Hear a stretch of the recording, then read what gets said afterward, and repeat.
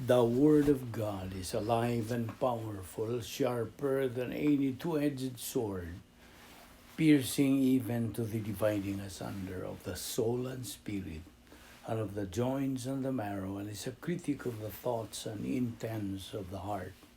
All Scripture is God-breathed and is profitable for doctrine, for reproof, for correction, for instruction in righteousness, that the man of God might be mature, thoroughly equipped unto all good works.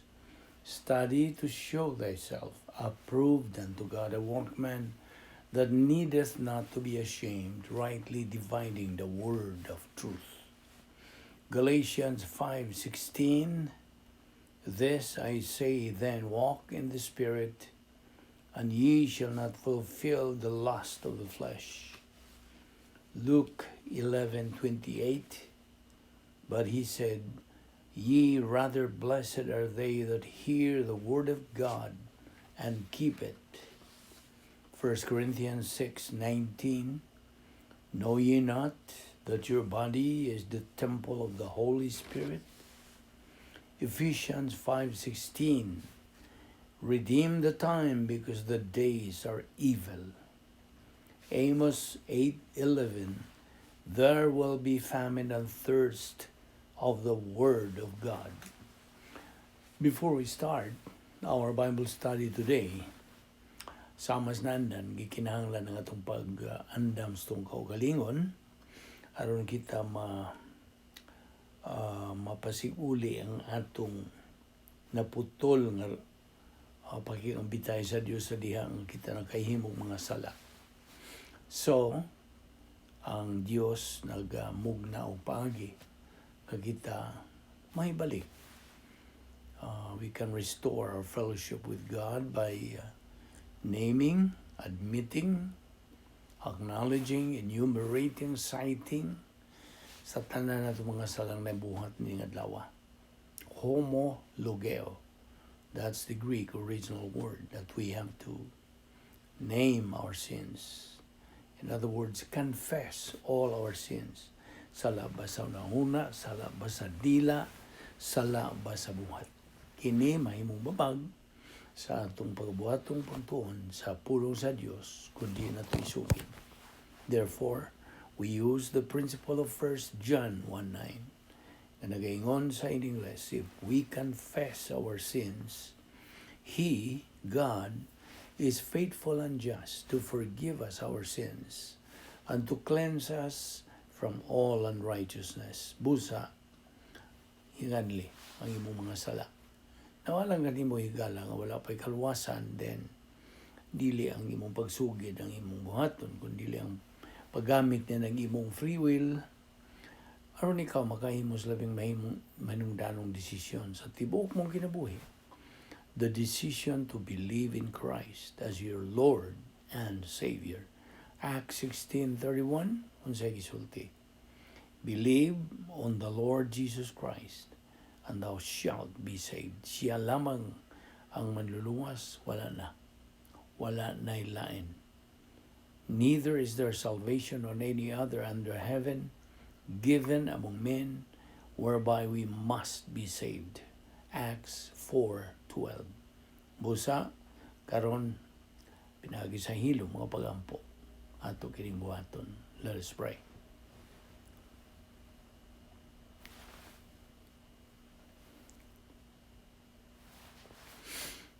Ama namong langit noon, nagpasalamat kami kanimo ninilain sa mga higayon nga imong gigahin ug imong giandam kanamo aron kami makapadayon sa among pagtuman sa among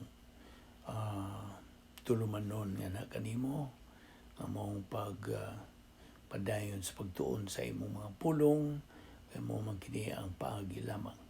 Ang among kalag magatubo pinagi sa pagabanti sa among Kristiyanong pagkinabuhi. Ginamit ang mga pulong nimo nga among nakatunan.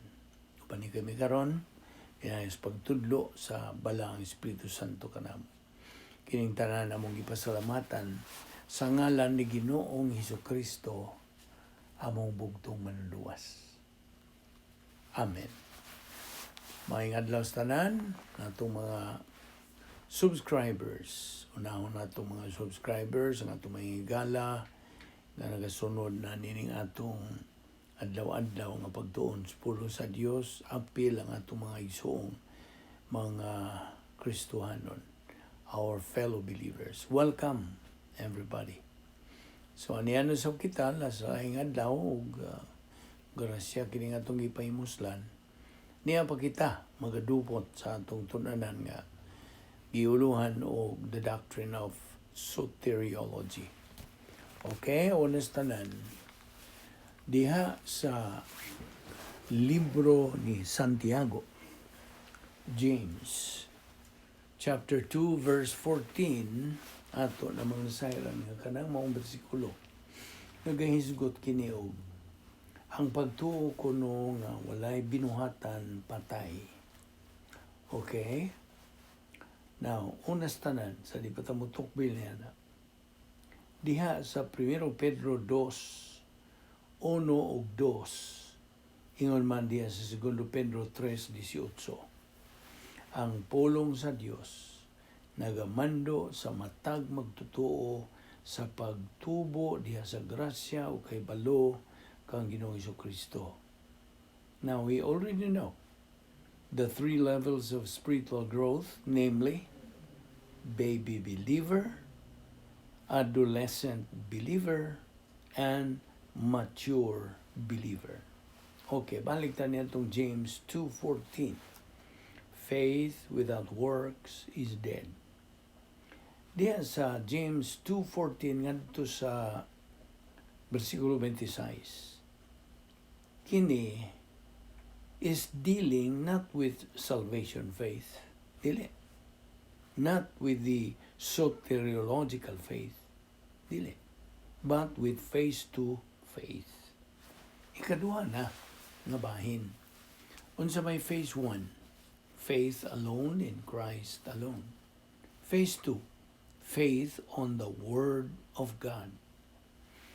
Kaya binimo, ato naman ang isay, ato nasab nga gitukbil sa makadaghan giyong higayon, nga dunay tulo ka bahin sa plano sa Dios. The protocol plan of God has 3 phases. Phase 1, salvation, Acts 16:31. Phase 2, believer in time, 2 Peter 3:18. Phase 3, believer in eternity, Revelation 21:4. Now, ayaw kalimot nga, kini nga itong gisgutan karon. Faith on the Word of God na kanimahog sa phase 2. So, phase 1, ato nang gisgutan, is activated faith in the soul. It is activated by positive volition. Now, sayod na kita ang tanang sakop sa kaliwatan sa tao. Have faith as part of the essence of the soul. Bahin kini sa kinaiya sa talan. So, they do a lot of things by faith every single day. Kasi garang mga tao just sit down and eat. Okay? Lingkod lang sila diya sa ilang dining table paron and eat. And believers with some knowledge of the Word of God usually pray. Katong doon na yung mga ginagmay ng mga doktrina. And then ask God's blessing on the food they eat. Okay? Diyutay ra ang magabuhat niini. Everybody has faith as part of the essence of the soul. Now, kung bahin nas kaluwasan, ang pagtuo is directed toward the Lord Jesus Christ in salvation. Ug mao kanay gitawag natong activated faith. Ug kini is activated by positive volition. Mikan sa atong pagkapositibo. Now, that's phase 1 of the plan of God, right? O 1/60th of a second after somebody has accepted Christ as Savior, Diha. He now moves into phase 2 of the plan of God. Sibog na siya. Ang phase 2 sa plano sa Diyos extends at the moment of salvation nga girepresentahan kini sa cross.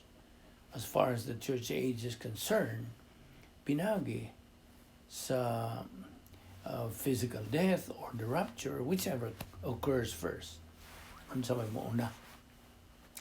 Now, kung ang kamatayon sa lawas, the believer goes out either sa sin unto death or dying grace. Duha raman kamatang sa kamatayon nga agian sa magtotoo, either sin unto death, umikan sa iyang pagka-loser believer, or dying grace, umikan sa iyang pagka-winner believer.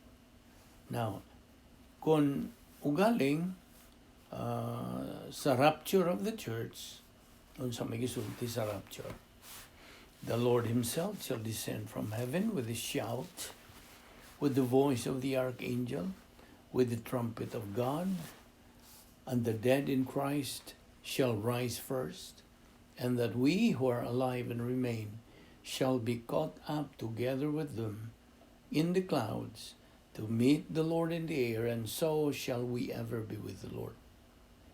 So, whichever comes first, the believer then moves into phase 3 in the plan of God, which is the eternal state. Now, balik ta yan to salvation faith.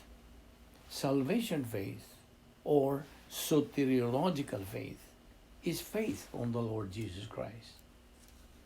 Apan ang phase 2 faith in the faith of the faithless life nga nagkahulugan og kining pagtuuha gidirekta na ngadto sa pulong sa Dios na. Okay? Human naman na ito gidirekta ang atong pagtuo ngadto kang Jesucristo. So, naluwas ta. Karon sa ikaduhang bahin sa plano sa Dios, in the faithless life, kini nakahulugan nga ang pagtuo gidirekta na ngadto sa pulong sa Dios. Knowledge of the Word of God. Kaalam na. So, naay parallel din in the principle of appropriation. Faith, pagtuo, mao kini ang mechanism sa imong pag-angkon o kinabuhian nga mo resulta in the acquisition of eternal life. Okay? Nakasabot ka na daw. Faith in phase 2 means, therefore, nga ang Diyos nagaisip sa grasya nga panalangin, grace blessing to the believer in phase 2. Now, kini kung spiritual blessing o temporal blessing, imong madawat na kini sa diha nga ikaw nagatubo, nagasibog, nagaabante sa imong Kristohanong pagkinabuhi. Spiritual blessing in time, ana. Now, sa phase 1 nga mao ang pagtuo nato kang Jesucristo, kini nakahulugan nga ang magtutuo is delivered from the lake of fire. Gilingkawas na siya.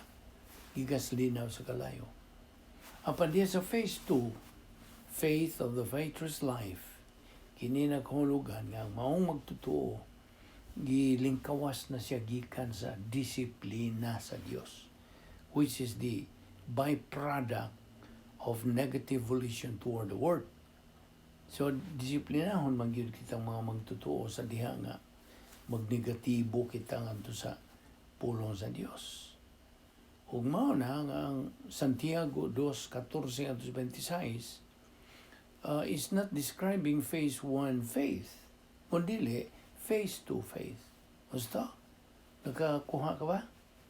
So dili kana phase 1 faith, kundi phase 2 faith. Kining hisgutan sa James 2:14-26. And it says, nga sa diha nga ang magtutuo has activated faith, he's going to automatically produce divine good. kagitawag in the context dinhi as good works.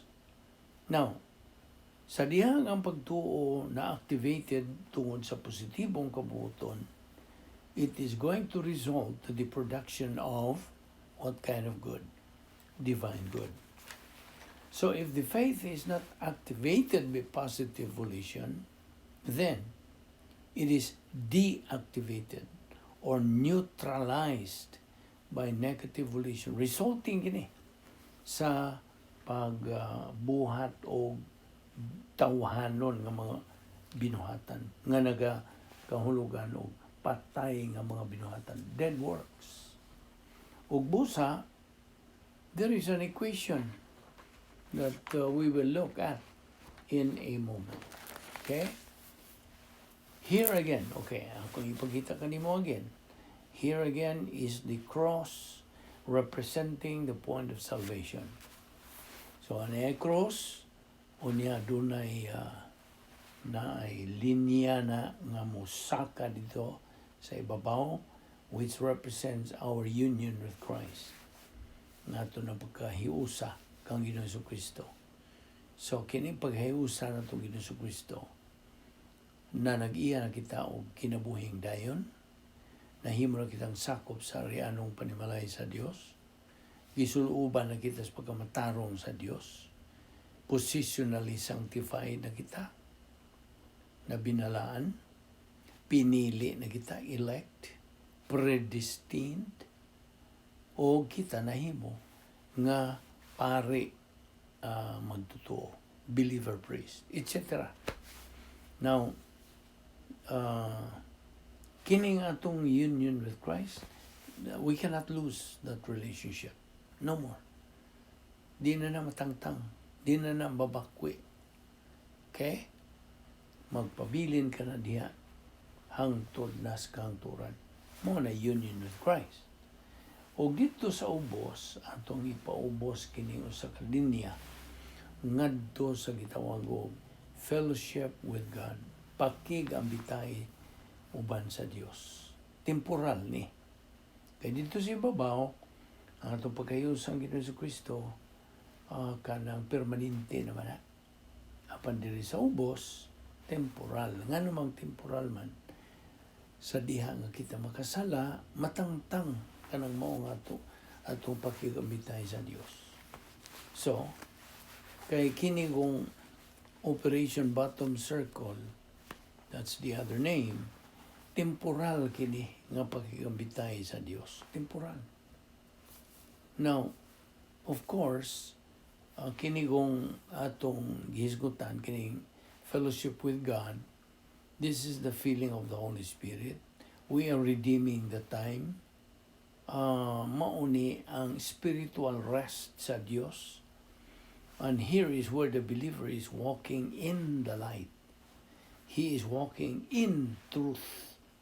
Sa kamaturan, he is walking by faith. Pinagis pagtuo. Kini, mo ning Operation Bottom Circle. Now, I hope nagasunod kanini, ha?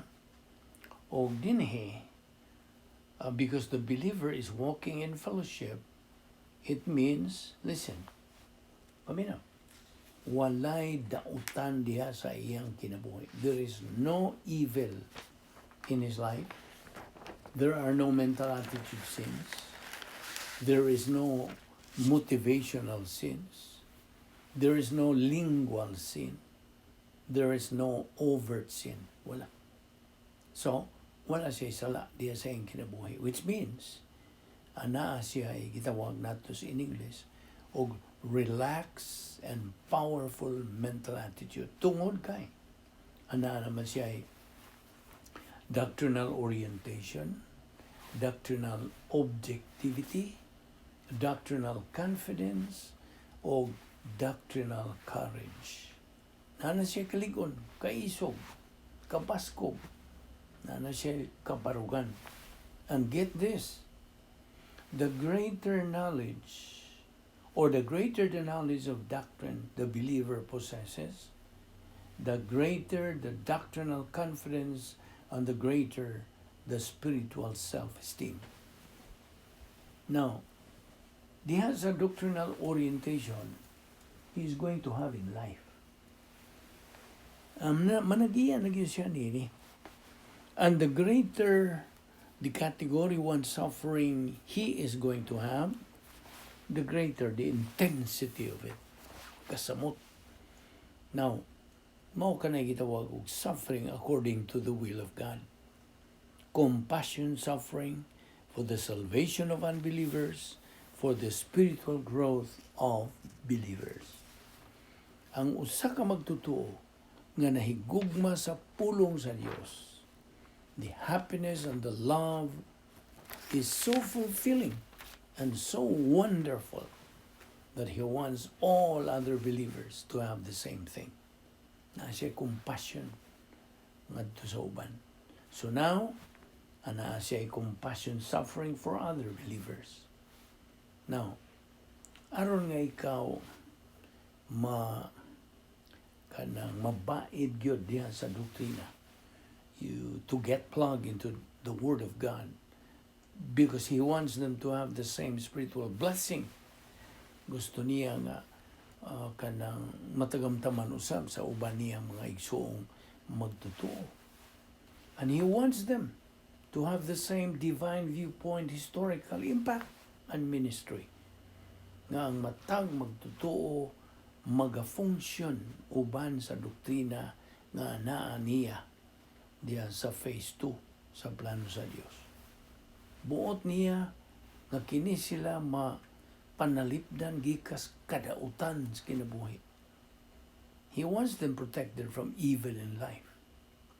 He wants their problems solved and problems prevented. Mao ka nagitawag compassion suffering. O ang Dios sa iyo na ta, magasuway mangyud ka na itong mga magtutuo. He is going to test us. Sometimes, He tests us through prosperity. Pinagis kang suwagan. Usahay, musuway siya pinagi sa katalagman. Usahay, siya musuway ka na ito pinagi nining duha. Magkadungan usahay. Prosperity and adversity. And then, naay gitawag og testing or suffering that comes from the evil of others. Kadautan sa uban. Ang kadautan sa mga dili magtutuo, ang kadautan sa usa ka rebelsionista nga mga magtutuo, ug ang kadautan ni Satanas ug sa iyang mga demonyo. But because the believer is in fellowship with God here, dinhi, mao kini ang gitawag nato og branch and the vine analogy nga atong mabasa diya sa Juan 15 versikulo 1 ngadto sa 7. Therefore, unsa may kahimtang niya, siya mabungahon. Okay? He is productive of fruit. It's called the production of divine good. Na ang iyang mga binuhatan nga maayo, gikan ka na o pinasikan ka na sa pulong sa Dios. Mao na gitawag na to divine good. Kay diha sa Juan 15, gitawag kini og bunga, fruit. Diha sa 1 Corinto 3, 12 at 15, gitawag kini og unsa? Pilak, bulawan, o mahalong mga pato. Now, sa context dinhi, itawag kini og good works. It's divine good. And divine good is related to the fulfillment of the will of God, related to, at the same time, spiritual love. Tungod kay ang divine good, nagkahulugan man, it is the highest and the greatest good. Sabot?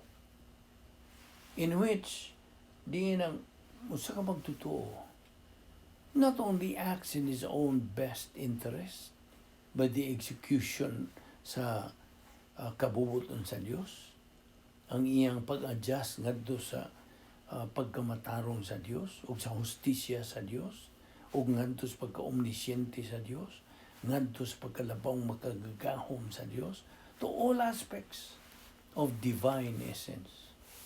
Pag-isgutan ini ang mga attributes sa Dios. But he is adjusted to the standards of the Word of God, pinagi sa iyang kaalam, iyang kahibalo. Dili kahibalo, kundi kaalam yun sa pulong sa Dios. And therefore, he acts in his own best interest, and he acts in the best interest of others. Mauna ang maayong binuhatan nga iya sa Dios. Divine good. Ug kana atong gitawag, that's the greatest good for the greatest number. Ug tungod kay siya nagaproduce maniining matang sa maayong binuhatan, he automatically he has divine viewpoint, historical impact on himself, unto siyang kaugalingon.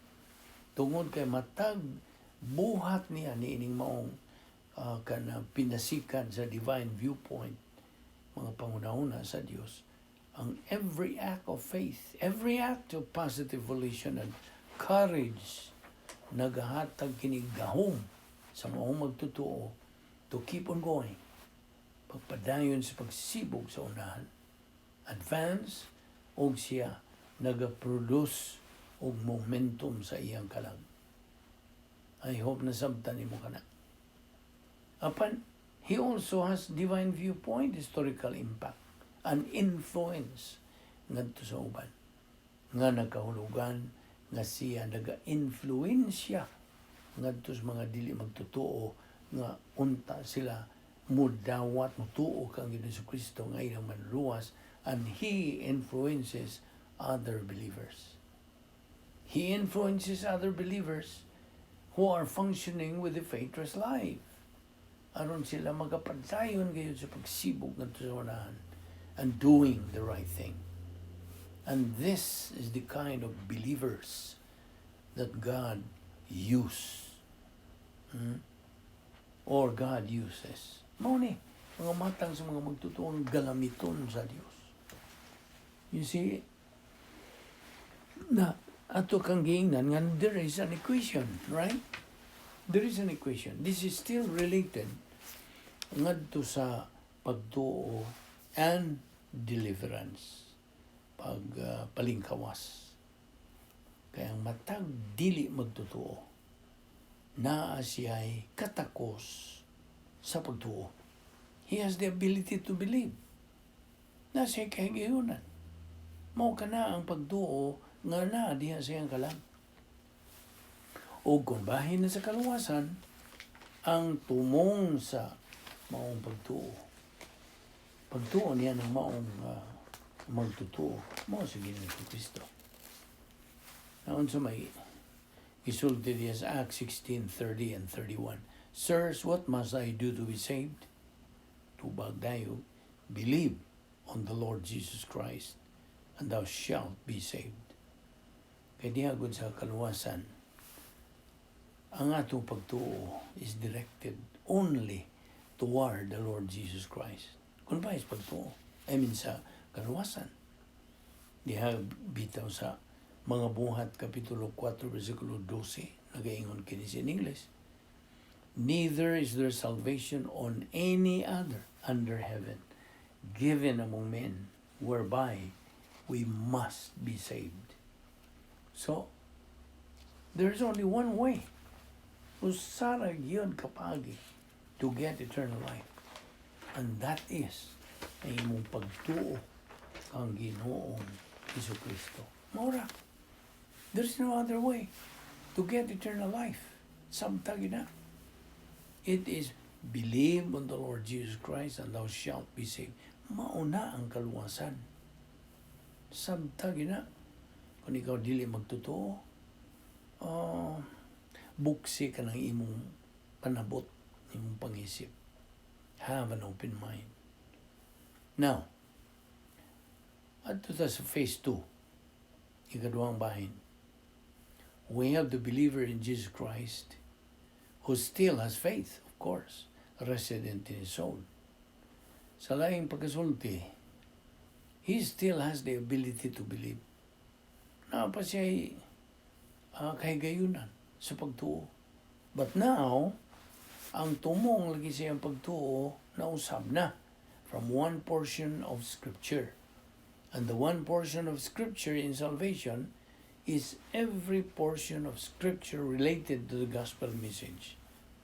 But, nakapasar naman siya pinagi niya ng paglusot na niya sa maong kanang babag. He has passed through that barrier. He has already trusted Christ as a Savior. Basta? Kaya mituo naman siya, kanang sagop, misanong naman siya sa mayang balita sa kaluwasan, sa pagtuo lamang kang Kristo lamang. So, na. Ang object niining maong pagtuos, maong magtutuo, becomes the totality of the Word of God. Dispensationally, o akong dugangan, categorically understood. Kaya binimo, why bisan kinsa ang makasabot sa Biblia if it is not understood categorically?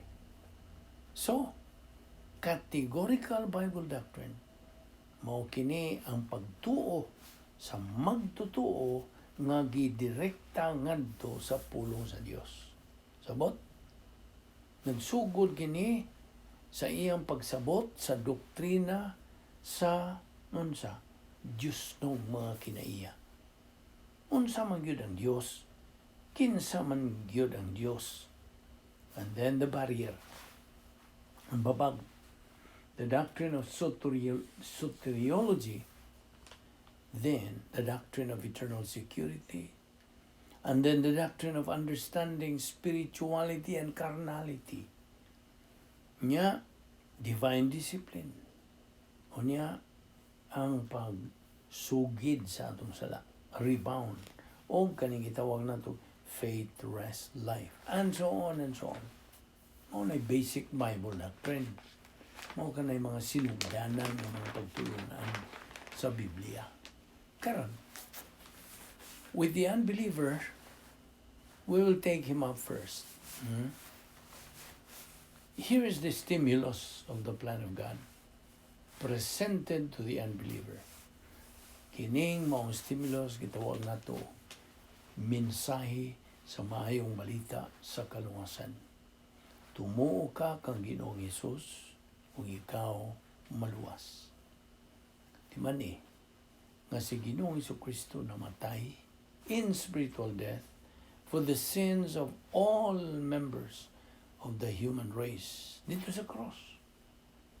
Diyan sa 1 Juan 2, versikulo 2, He is the propitiation for our sins, and not for our sins only, but also for the sins of the whole world. At sa pangigisulti niya si Hebreanon 2:9, He tasted death for every man. 2 Corinthians 5:14, we must conclude that if one died for all, so we call a first-class condition in the Greek, mo man ay first-class nila, kini nagpasabot, tinuod kini. If one died for all, and it's true that he died, and all is spiritually dead. It is also true that all members of the human race are born spiritually dead. Yung dumi itong formula, AOS plus OSN equals spiritual death. Now, so Christ died for the sins of all. Basta? Now, in and of itself, that did not save anybody. Samtagi na. What it did, paminaw, what it did was to provide salvation for everybody. But eternal life is a gift. And like any gift, kini kanang libre. Libre sa nagadawat ni ining maong gasa. Tungod kay ang nagahatag, mibayad naman sa total price. Samtag na. So, Salvation therefore is free to the human race. Ngano? Ngano mang libre naman. Tungod kay si Ginoong Kristo did all the work on the cross. Siya ay buhay. No, by the way, kini naghisgutan ni ini. Murang musibo na po nining atong panahon karon nga. Murang manog. Nagsaulog ang mga kasimbahanan sa Semana Santa. Now, of course, maingon sila Semana Santa. Alang kanimong magtotoo. Adlaw-adlaw, Semana Santa. Dili lang kay kinirang panahon na. So, ako lang nagisingit kay nakainomdom ko nga kadaghanan sa mga evangelical Christians nagsaulog. Okay, anyway, that's out of the topic. But, di man nini, kini nga itong ipanghisgutan, may kalabutan kini sa gibuhat sa kaluwasan naghimong Ginoong Kristo dito sa cross. Now, okay, balik na niya itong paghatag ugasa. Like any gift sa atong ginabuhi, ang kanang nagadawat, the individual who is the intended recipient of the gift nga nalambigit, kinahanglan nga mohimo siya desisyon, mudawat ba siya niya ng maong gasa o dili? Gusto? So, managingon na ito, it's a matter of choice. It's a matter of freedom. Kaya binimo, the one who is the intended recipient sa maong gasa, na siya kapilian as to whether or not he's going to accept or reject the gift. Di man din na? And when the gift is given, a true gift, okay? Tinuod yun nga gasa, is given with no strings attached. Otherwise, it's not a gift. It's an exchange. It's a bargaining gift. Gusto? Apan ang tinuod yun nga gasa, wag yung strings attached. There is nothing that has to be given, in other words, in return, if it is a true gift. Samta gina. A true gift, ang tinuod yung gasa, nagkaulugan, nga ang nagahatag niya ng maong gasa, may bayad na sa total price, and the recipient, ang mudawat niya na is totally free without any other conditions to either accept or reject the gift. Ug mao'y hinungdan nga diha sa Episo 2:8-9 nagaingon kini, salvation is a gift of God. It's not of works, in order that no member of the human race may brag about it. Magpasigarbo. So mao ni. Here is the provision of salvation, and this is the stimulus to all members of the human race. Now, all unbelievers, ang tanang mga di magtotoo, tanang sakop sa kaliwatan sa tao, including believers, of course, na may kabubuton the freedom of choice. Kaya itong naibawan nga, atong volition, ang atong kabubuton, doon ay duha kabahin. Positive and negative pole. Duha. The desire pole and the non-desire pole. The softness pole and the hardness pole. The honesty pole and the dishonesty pole. Paminaw. If the unbeliever, he receives knowledge of the gospel message, it goes into the mentality of the soul. Musod yun. Diya sa mentality niya sa iyang kalang. Na siya pagtuo, resident, as the appropriator of the soul, o sa diha nga kining maong kasayuran, gospel information, musod diha sa mentality sa iyang kalang. Then, ang Diyos, Espiritu Santo, causes the unbeliever to comprehend. Mao na ang ministry sa Espiritu Santo, pagpasabot yun, pagpatinaw niya ng maong di pa magtutuo, nga masabtan yun niya, to understand it, to perceive it. At the same time, ang Diyos Espiritu Santo patinaw ngadto niining di magtotoo that this is the true way of salvation. It is the truth. Kamatuoran kini. And He convicts the unbeliever. Ikumbiktar niya ang maong di magtotoo sa sala nga dili na mapasaylo. He convicts the unbeliever of the unpardonable sin, and this is cycled here in the command post of the soul. Ang kabubuton sa dili magtotoo. And because he understands it, nasabtan niya, it is therefore a stimulus to which he has to respond, and he does respond. Musanong siya, mutubang siya. Mutubang siya, he either responds positively or he responds negatively. Apan ang dili magtotoo nakasabot if the information is given to him. Nasabtan yun niya. Now, if the gospel message is communicated to the unbeliever in a language which the unbeliever understands, then the unbeliever faces it as a stimulus, pag-awag, pag-abda, and he is in a fork of the road, and he has to take it. He either has to respond positively and accept Christ as Savior, or he has to respond negatively and reject Christ as Savior. Sabot? Wamang gyud third option. There is none. Now, unbelievers who are negative, kanto mga negatibo, dili sila manumbaling niya na, sometimes they throw up a third option. Sa mahilang third option. I don't understand what you're talking about. You're telling me. I don't understand. I'm not smart enough to understand it.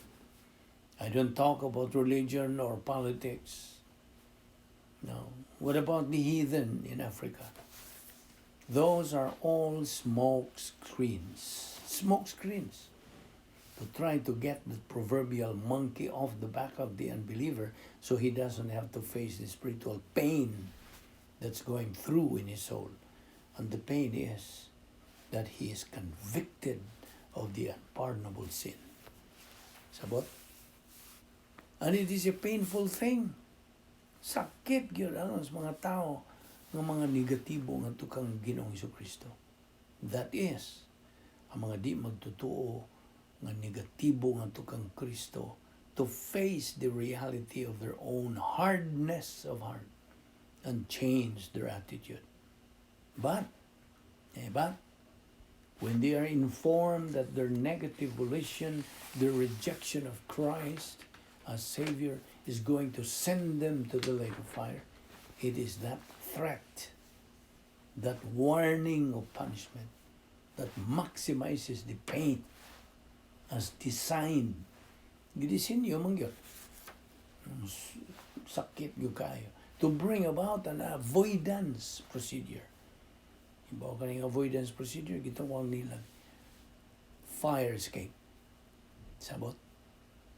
It is painful for the unbeliever to be convicted of the unpardonable sin, even though he knows the gospel message is the truth. Isang nasayra niya nga tinuod yan. Anong naigo man siya, nakumbiktar man siya, labihan sa kita yan. Now, it is more intensely painful for the unbeliever to be warned about going to the lake of fire and spending eternity there. Tiyaw mo na una-uni mo na. Adto ka na magpuyo hangtod sa wala na katapusan. Wala na katapusan. Ad infinitum. However, it is most painful for an unbeliever to wind up there.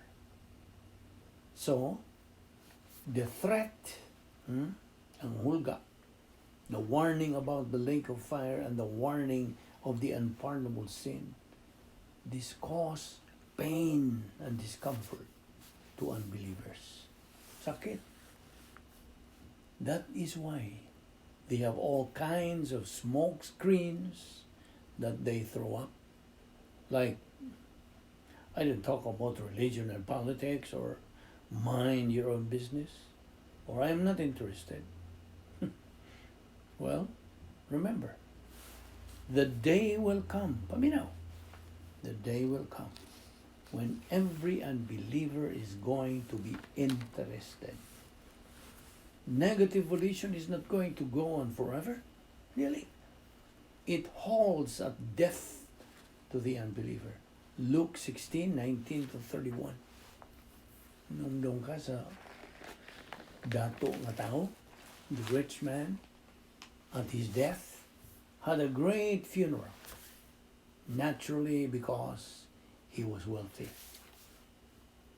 They wanted to honor the memory of him, especially those who inherited his wealth. Katong yung nakapahimo sa iya kaadunahan.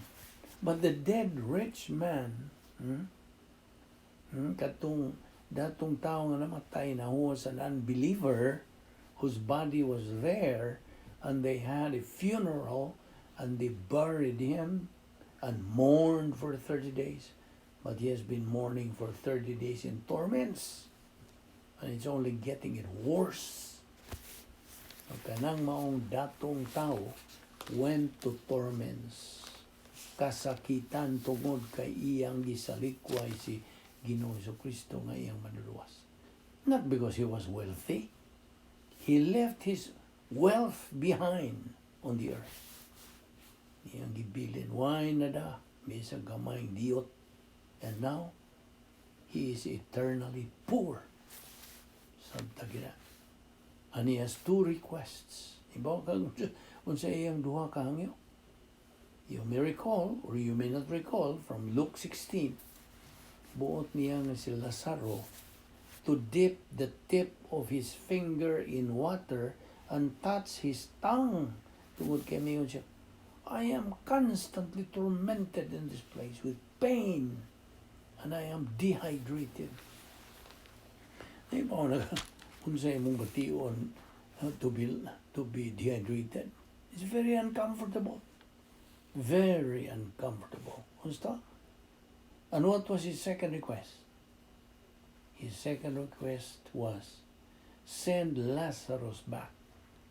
Mo ito ikaduha niyang request to Abraham, send Lazarus back to my father's house, because I've got 5 brothers pa.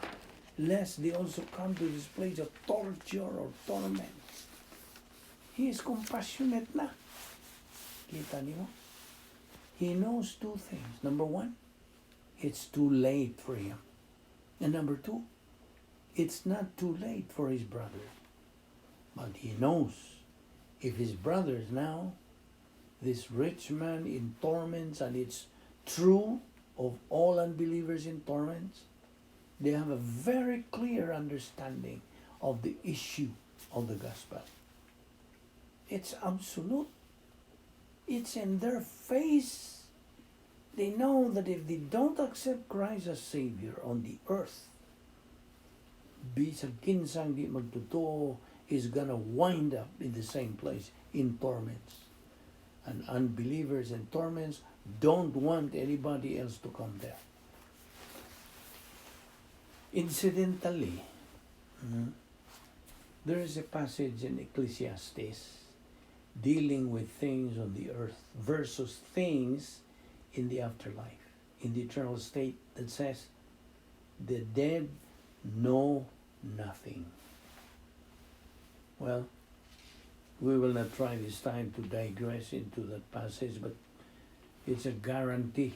The dead had no hold a lot more than the dead on the face of the earth.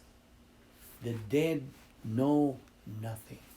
Ang mga patay, why na hibuan bisa gamay, means something in the context in Ecclesiastes.